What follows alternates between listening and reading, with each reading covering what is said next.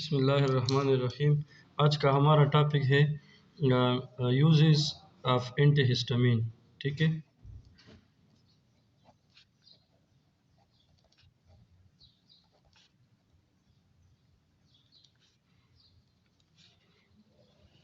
तो ये जो एंटीहिस्टामिन्स हैं they are use for variety of purposes.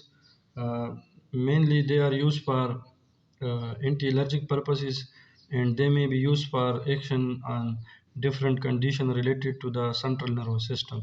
So first of all, there are two types of mechanism of action or uses: anti-allergic and CNS effects. In anti-allergic,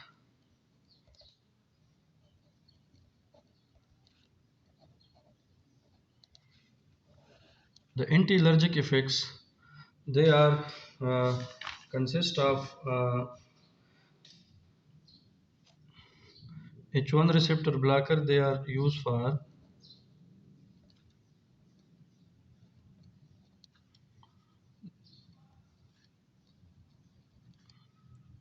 a variety of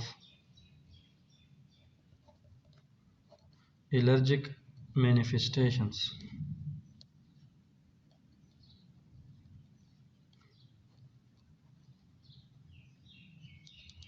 and it includes urticaria, जिसको हम खारिश बोलते हैं, angioedema, this is a severe form of allergic reaction, pruritus,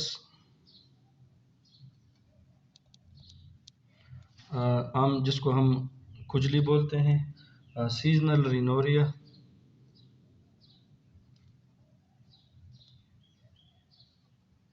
रिनोरिया हम बोलते हैं नाक बहने को।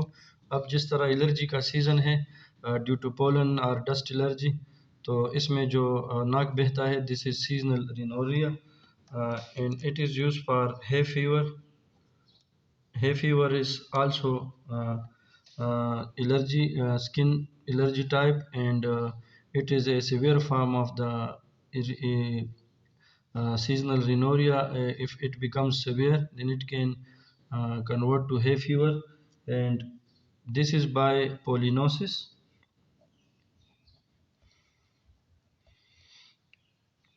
The pollinosis causes sneezing,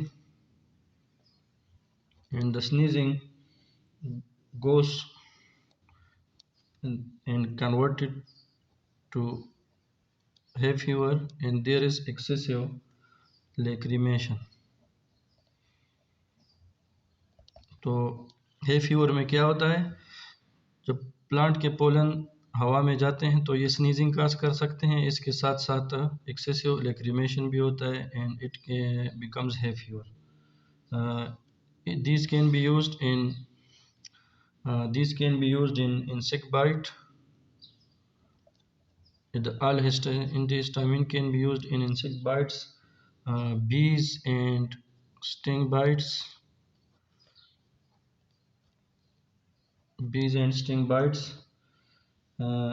They can be used both orally, injectably, or topically.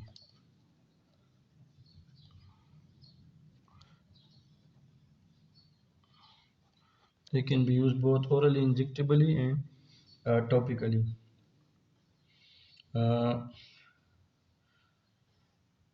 And mostly for this purpose, they can also be combined with adrenaline if there is severe allergy,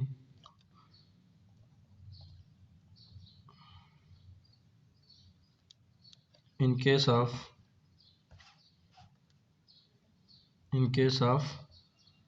severe allergy. ठीक है, अगर actually हमारा body में सिर्फ histamine release नहीं होता allergy condition में या इन्फ्लेमेशन में, हमारे बॉडी में दूसरे भी जो है ना अटैकाइड्स रिलीज़ होते हैं, जिसमें कि प्रोस्टाग्लैंडिन है, ल्यूकोट्राइन है, ब्रेडिकाइनिन है। तो अगर किसी को एलर्जी है या इन्फ्लेमेशन है तो एंटीहिस्टामिन सिर्फ हिस्टामिन की जो अटैचमेंट है हिस्टामिन रिसेप्टर पे उसको ब्लॉक करेगी। बाकी ये जो ब्रेडिकाइनिन है, प्रोस्टाग्लैंडिन है, इसकी रिलीज़ को या अटैचमेंट को ये ब्लॉक नहीं करेगी। तो इसके साथ साथ हमें एंटी एलर्जिक ड्रग्स के साथ साथ एंटी इन्फ्लेमेटरी या कार्टिकोस्टेरॉइड की ज़रूरत, या हार्मोन्स की, जिस तरह एड्रेनलिन है। तो एड्रेनलिन इज़ ए स्टेरॉइड, ठीक है। तो इसके साथ हमें इसकी ज़रूरत पड़ सकती है, स्टेरॉयडल ड्रग एड्रेनलिन, तो इसकी हमें ज़रूरत पड़ सकती है, ठीक है। इसके साथ साथ the antihistamines can B combine with other anti-inflammatory drugs. Antihistamines can be combined with anti-inflammatory drugs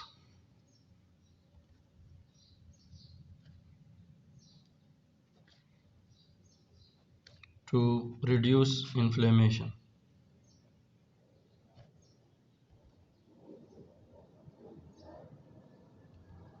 Okay.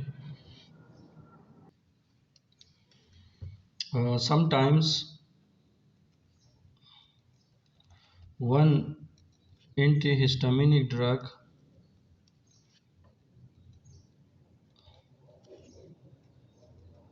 is not sufficient, ठीक है, to produce anti-allergic effect.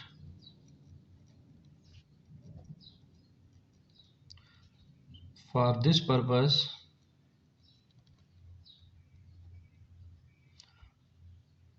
more than one antihistamine can be combined.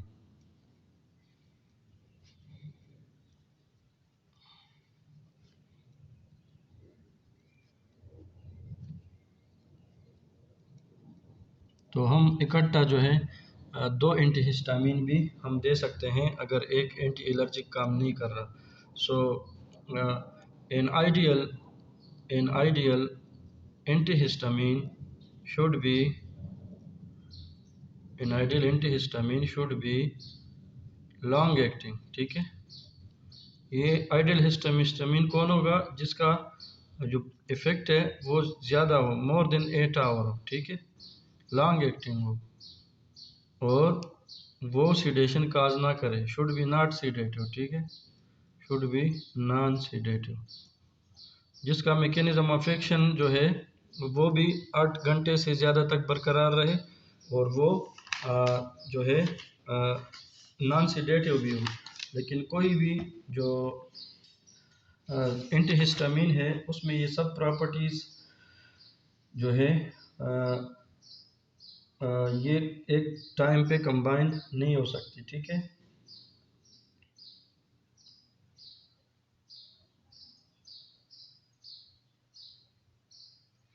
All antihistamines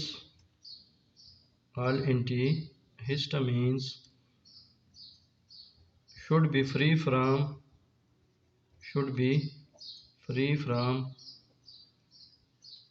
anticholinergic muscarinic effects, यानी anticholinergic मस्करीनिक effect क्या होंगे कि ये जो हमारे पास antihistamines है ये एक तो सिडेशन काज ना करे तो अच्छा होगा, एक क्या करें कि इसका जो एक्शन है वो 8 घंटे से ज़्यादा तक रहे, और तीसरी बात ये है कि ये जो है ना dryness of the body secretion ना करे। मस्करीनिक इफ़ेक्ट्स जो है ना, एंटी मस्करीनिक एंटीकोलिनर्जिक इफ़ेक्ट्स इसके ना हो। तो जिस तरह हमने क्लासेस में डिस्कस किया था कि एंटीकोलिनर्जिक इफ़ेक्ट्स जो हैं उसमें क्या होगा कि बॉडी सिक्रीशन कम होगी, सलाइवेशन कम होगी, डिफिकेशन कम होगी, लेक्रीमेशन कम होगी, डिक्रीज हार्ट रेट है, ये कोलिनर्जिक इफ़ेक्ट्स है। तो इसका उल्टा क्या होगा कि बॉडी सिक्रीशन कम हो जाएंगी, डिफिकेशन कम हो जाएगा, मैक्चुरेशन कम हो जाएगा, सही है, और बॉडी सिक्रीशंस भी कम हो जाएंगे, और सलाइवा जो है वो कम सिक्रीट होगा, और लेक्रीमेशन जो है वो कम होगी। लेकिन लेक्रीमेशन हमें चाहिए एंटीकोलिनर्जिक में, ताकि जो बॉडी से लेक्रिमल सिक्रीशंस हो रही हैं वो तो एलर्जी में ज़्यादा हो जाती हैं, तो ये इफ़ेक्ट हमें चाहिए, बाकी नहीं चाहिए। तो इस तरह जो आइडियल एंटीहिस्टामिन है उसमें से कुछ प्रॉपर्टीज़ पे ये पूरा उतरेगा और कुछ पे पूरा नहीं उतरेगा। तमाम प्रॉपर्टीज़ एक एंटीहिस्टामिन में समा जाना बहुत मुश्किल है और रिसर्च इस पे अभी जारी है। ठीक है, इसके अलावा जो दूसरे एंटीहिस्टामिनिक इफ़ेक्ट्स हैं वो जो है CNS इफ़ेक्ट्स हैं। ठीक है, CNS effects. So the CNS effects are of different types. The CNS effects may be classified into different categories. ठीक है, classified into different categories. तो इसमें क्या होगा, एक है anti motion sickness effect, anti motion sickness, anti motion sickness effect होगा, anti emetic effect होगा,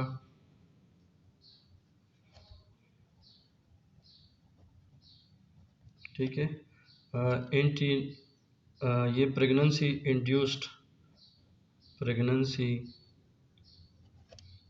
इंड्यूस्ड एमेसिस या हाइपर एमेसिस इसमें हम इस्तेमाल करेंगे। ठीक है, मिग्रेन में यूज़ हो सकता है, anti migraine effect, anti migraine effect, ठीक है, और एंटी वर्टाइगो, तो ये इसमें भी आ सकता है।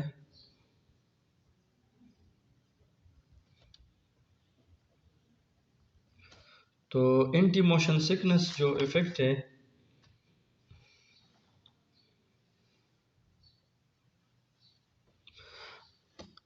ये जो इफ़ेक्ट है एंटी मोशन सिकनेस, एक्चुअली हमारे बॉडी में जब हम ट्रेवल करते हैं तो हमारे बॉडी का वेस्टिबुलर अपरेटस स्टिमुलेट होता है जो कि हमारे कानों में होता है। ठीक है, and this causes the stimulation of the vomiting centre. So the anti motion sickness drug जो है ना, इसमें मुख्तलिफ़ किस्म के ड्रग्स हैं, लेकिन वो ऑन द सेम टाइम ये एंटी हिस्टामिन भी है और एंटी एमेटिक भी है। ठीक है, एंटी मोशन सिकनेस। ठीक है, तो motion sickness actually it is a condition which occurs during the travelling by the car और बस एनीथिंग। ठीक है, तो जब हम किसी गाड़ी में बैठते हैं तो हमें मोशन सिकनेस स्टार्ट हो जाती है कुछ पेशेंट्स को। ठीक है, तो इसके लिए हम एंटी मोशन सिकनेस ड्रग्स देंगे जो कि on the same time anti histamine भी हैं और एंटी मोशन सिकनेस भी है। तो actually the anti-motion sickness drugs should be taken 1 hour before journey. Anti-motion sickness drugs should be taken 1 hour before journey.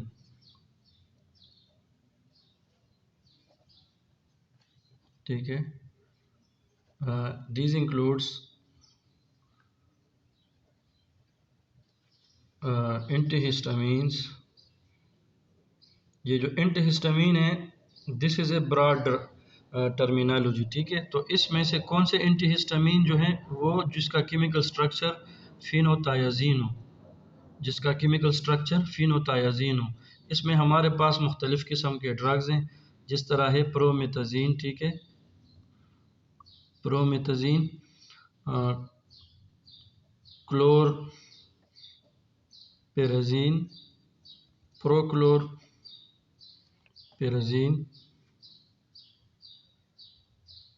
और सिनारिजीन और डाइफिनहाइड्रामीन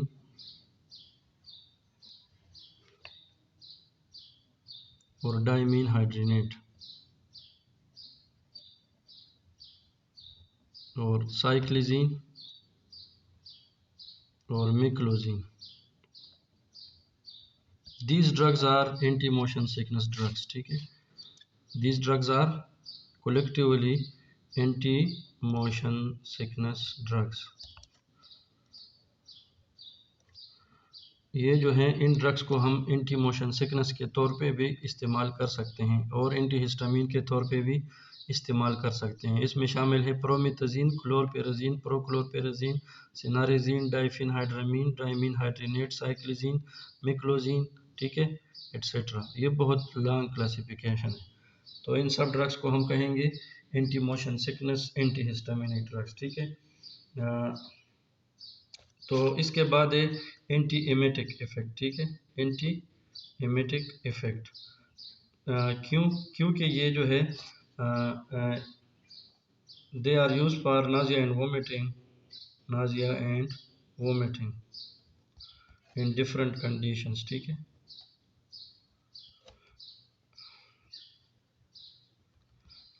जिस तरह के ड्यू टू जॉन्डिस है, हाई ग्रेड फीवर है,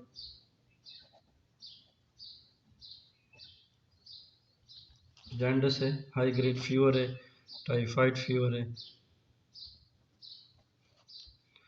इसमें हम इसको इस्तेमाल कर सकते हैं एज एंटी एमेटिक, ठीक है।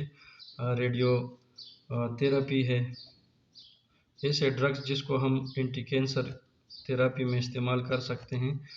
इसकी वजह से हमारा जो कीमो रिसेप्टर ट्रिगर जोन है वो स्टिमुलेट होता है, ठीक है, और नाज़िया और वोमिटिंग स्टार्ट हो जाती है, ठीक है। तो radiotherapy and all other conditions ये क्या कर सकते हैं, दे stimulate the CTZ, they stimulate the CTZ या कीमो रिसेप्टर ट्रिगर जोन, ठीक है।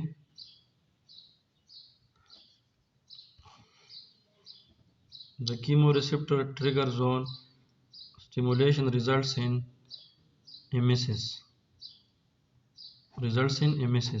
So the antihistamines blocks the CTZ, ठीक है, या inhibit the CTZ,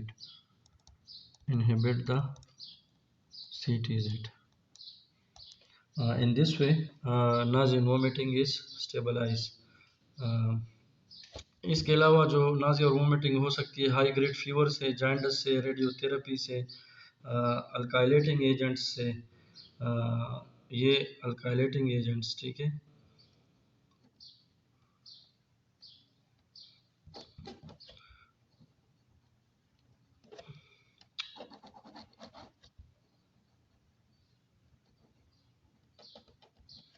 alkylating agents इनकी वजह से भी हो सकती है, ठीक है। तो इन कंडीशंस में अगर नाज़िया और वोमिटिंग सीवियर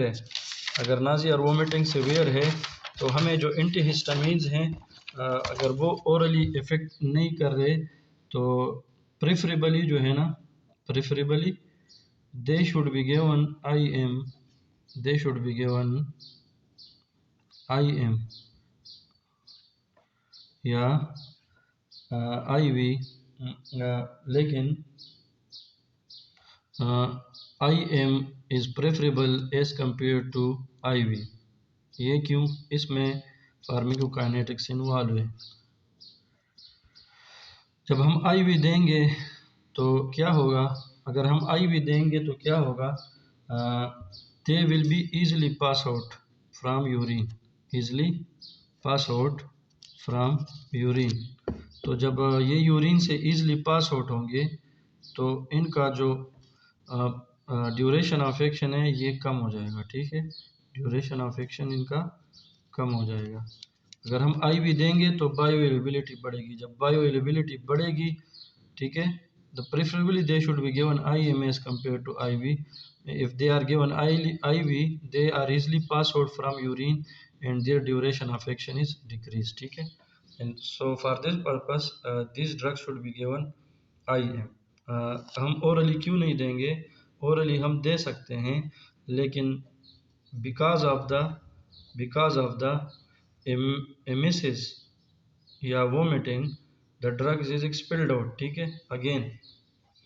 तो चूँकि हम इसको अगर ओरली दें तो काम करेगा, लेकिन अगर ड्रग रिलीज़ होने से पहले, एब्जॉर्ब होने से पहले पेशेंट ने वोमिटिंग कर दी तो फिर ड्रग काम नहीं करेगा। बिकॉज ऑफ द एमेसिस और vomiting drug is expelled out, ठीक है।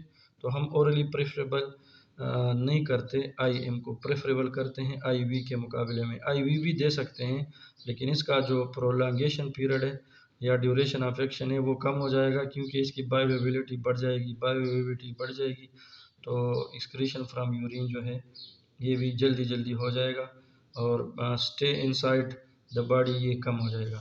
इसके बाद है hyper emesis gravidarum. Hyper emesis gravidarum, ठीक है। ये जो हाइपर एमेसिस ग्रेविडेरम है, this is mostly occur in the first trimester of pregnancy, ठीक है। Mostly occur in the first trimester of pregnancy because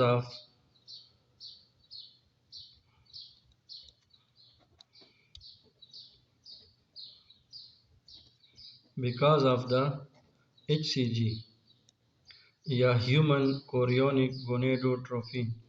human chorionic gonadotrophin,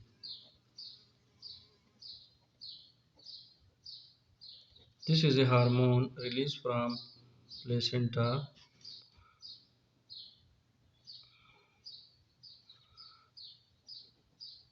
and fetus,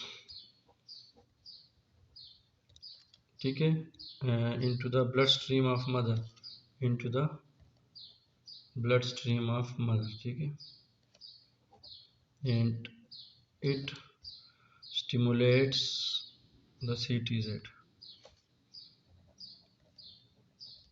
तो जो हाइपरेमेसिस gravidarum है, इसमें जो ह्यूमन कोरियोनिक गोनेडोट्रोफिन है, ये मदर के प्लेसेंटा या उसके अंदर जो फीटस है यूटेरस के अंदर, उससे रिलीज़ होता है। ये ब्लड स्ट्रीम में जाता है, ये जाके कीमोरेसेप्टर ट्रिगर जोन को स्टिमुलेट करता है, and this cause is the hyperemesis gravidarum. This means gravida means pregnant uterus, तो ग्रेविडेरम मीन्स कि when the uterus is pregnant and there is more release of HCG, the HCG causes the hyperemesis। हद से ज़्यादा उल्टी आती है patient को, तो इसलिए उसको हम कहते हैं हाइपरेमेसिस ग्रेविडेरम।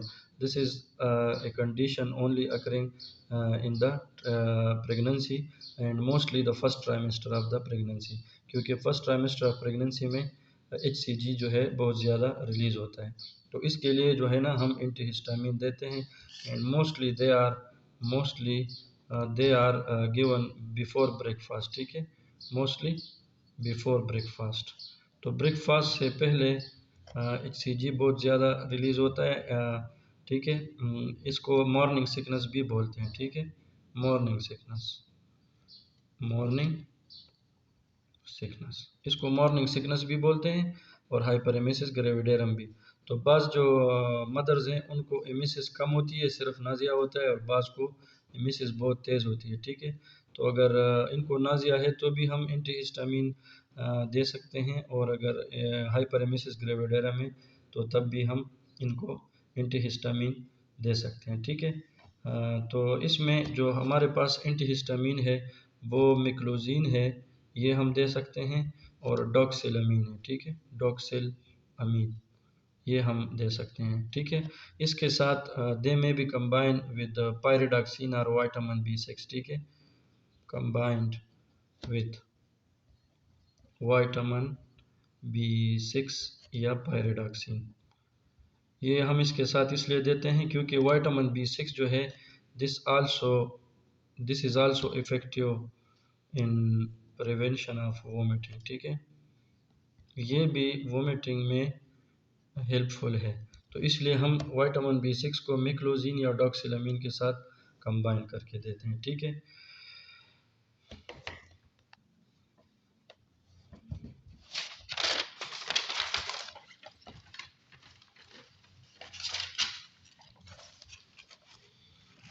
इसके बाद क्या है कि मोस्टली ये जो एंटीहिस्टामीन्स हैं they are used as CNS depression. Mostly antihistamines are used as CNS depressant, ठीक है, मोस्टली नॉन सिडेटिंग, ठीक है, सिडेटिंग, मोस्टली सिडेटिंग एंटीहिस्टामीन, मोस्टली सिडेटिंग एंटीहिस्टामीन्स, ठीक है।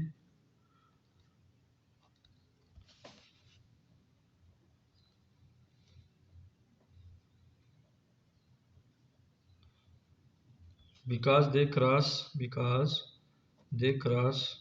blood brain barrier more easily.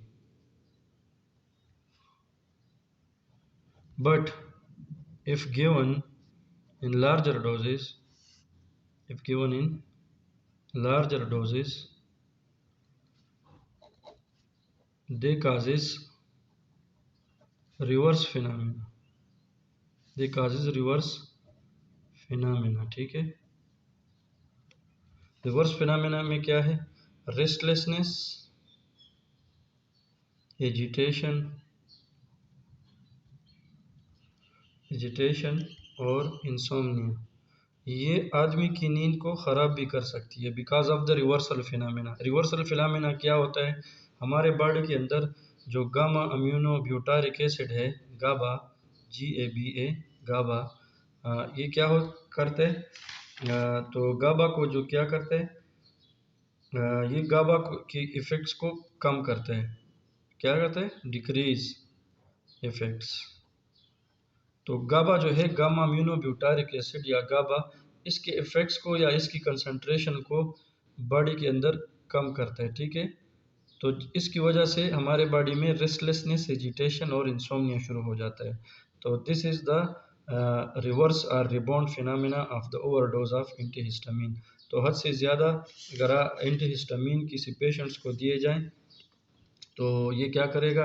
Restlessness, agitation और इंसोम्निया। इसके अलावा इसको हम कफ सप्रेसेंट के तौर पे भी यूज़ कर सकते हैं। ठीक है, cough suppressant, cough suppressant because of the direct effect on the cuff reflex, because of the direct effect on the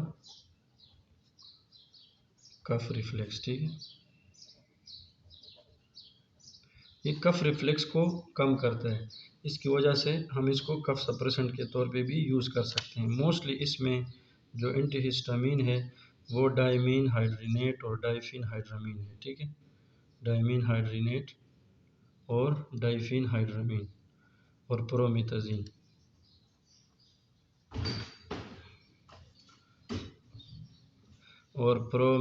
ठीक है, इसको हम यूज़ करेंगे as a cough suppression because of the direct effect on the cough reflux. जो हमारा कफ reflux है body के अंदर, ये इसको कम करता है, या जो प्रोडक्शन ऑफ कफ है। अब कफ रिफ्लेक्स को आप डिटेल से खुद पढ़ेंगे तो आपको समझ आ जाएगी। यहाँ पे हम सिर्फ एंटीहिस्टामिन का यूज़ पढ़ेंगे। ठीक है, so because of the cough reflex suppression effect, the antihistamines can be used as cough suppression. Mostly they are diphenhydramine, dimenhydrinate and promethazine. ठीक है, तो इसके अलावा कुछ एंटीहिस्टामिन जो है ना, they are use for appetiser effect. ठीक है, they are use for appetiser effect. कुछ एंटीहिस्टामिन को हम एपिटाइजर इफेक्ट के तौर पे भी यूज़ कर सकते हैं because they stimulate the appetite centre, because they stimulate the appetite centre. ये सब नहीं करते, कुछ करते हैं। ठीक है, मोस्टली पीजोटाइफिन जो है, ये जो ड्रग है पीजोटाइफिन, ठीक है, ये 5 हाइड्रोक्सी ट्रिप्टामिन रिसेप्टर एंटागोनिस्ट है। 5 हाइड्रोक्सी ट्रिप्टामिन रिसेप्टर एंटागोनिस्ट। ठीक है, ये जो ड्रग है पीजोटाइफिन, ये भी एपेटाइज़र के तौर पे इस्तेमाल हो सकता है दूसरे एपेटाइज़र ड्रग्स के साथ। इसमें हमारे पास है साइप्रोहेप्टाडीन। ठीक है, ये एंटीहिस्टामिन है, cyproheptadine, this is antihistamine and the pizotifen is 5 hydroxytryptamine receptor antagonist. ठीक है,